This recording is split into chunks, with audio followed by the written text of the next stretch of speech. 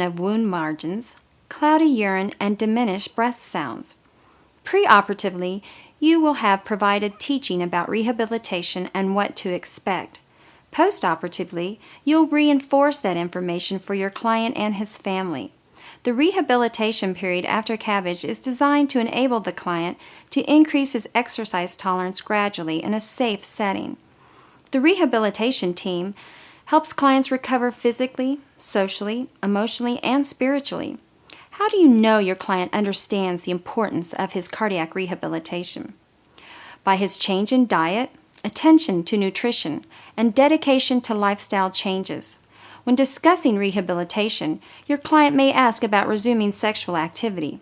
Traditionally, his physician will give him the green light after the client can climb 2 flights of stairs without distress.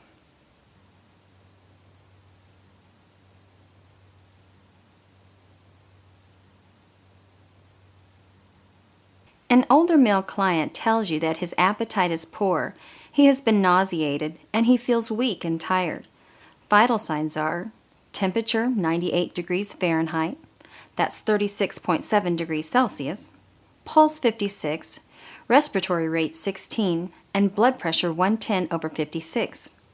His health history reveals that he is being treated for chronic congestive heart failure and hypertension. He takes a calcium channel blocker, digoxin, and furosemide, trade name Lasix. He reports that lights look fuzzy.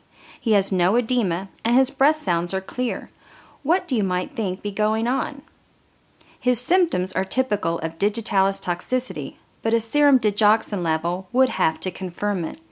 We'll review digitalis toxicity by reviewing what digitalis is and how it works. Digitalis is a member of the family of drugs called glycosides. They are drugs extracted from the digitalis family of plants. Several pharmacologic preparations exist, with digoxin, trade name Lanoxin, the one most often prescribed. The cardiac glycosides are used for their effect on the heart, which include inotropic actions. Digoxin is said to exert a positive inotropic action, meaning that it increases myocardial contractility. By also increasing the force of ventricular contraction, digoxin increases cardiac output.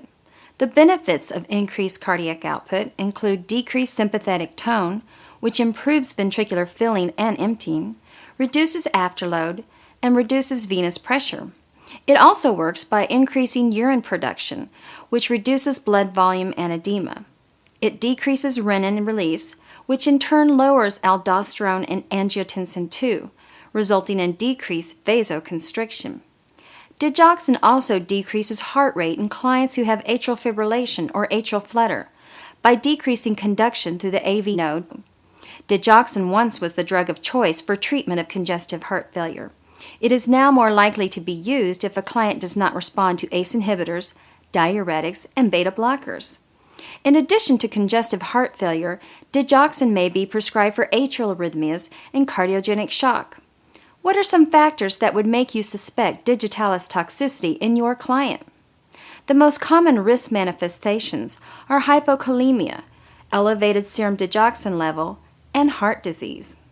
Let's discuss serum digoxin levels. A serum digoxin level above therapeutic range may be the result of overdose, increased absorption, decreased elimination, or drug-to-drug interactions. The risk of toxicity increases with the severity of heart disease. What are the normal ranges for a client taking digoxin? The typical therapeutic range for digoxin is 0.5 to 2.0 nanograms per milliliter. Toxic level are those above 2.0 nanograms per milliliter, but remember, elderly clients can experience toxic effects even when the digoxin level is within the normal range. Blood samples are used to determine the level. For a client who has normal renal function, the therapeutic range for digoxin is based on blood samples obtained 8 hours after the last oral dose. For an accurate comparison level, the client should have been on his current dose for 3 to 5 days, so he'll have reached a steady state. What age-related complications should you monitor for when you have a client on digoxin? Renal and liver functioning decreases in an older person, resulting in slower metabolism and elimination of the drug, so be sure to check for renal and liver function tests and to monitor the client for signs of toxicity.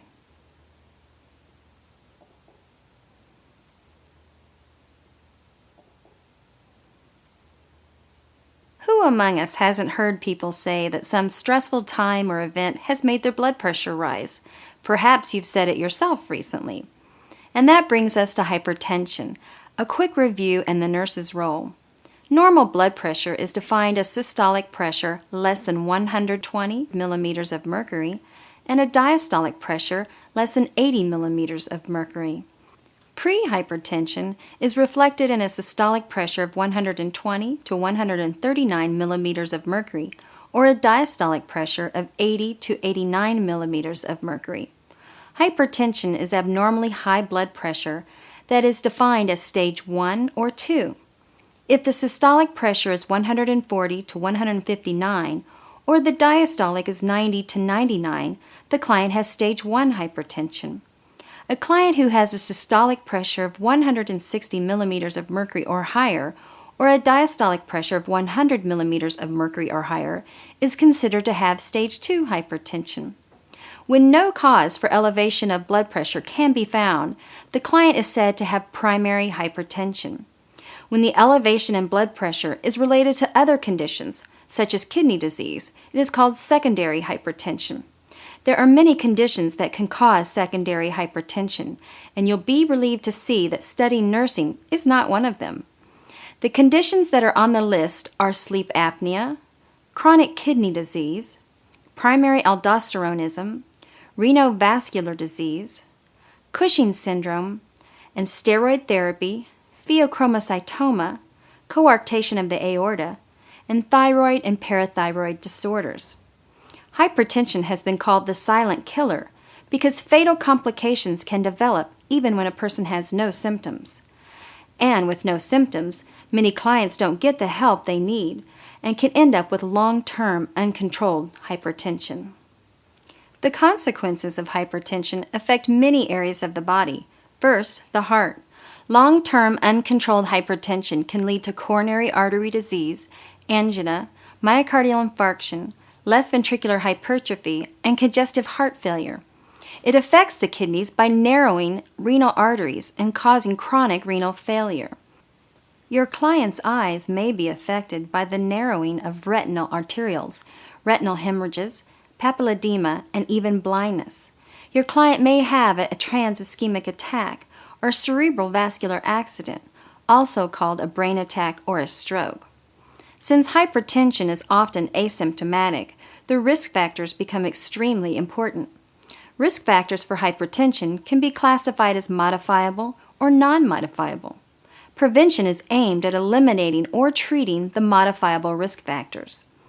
These are the modifiable risk factors for hypertension: dyslipidemia, cigarette smoking, obesity, diabetes mellitus, stress, arterial sclerosis, certain medications, and a sedentary lifestyle.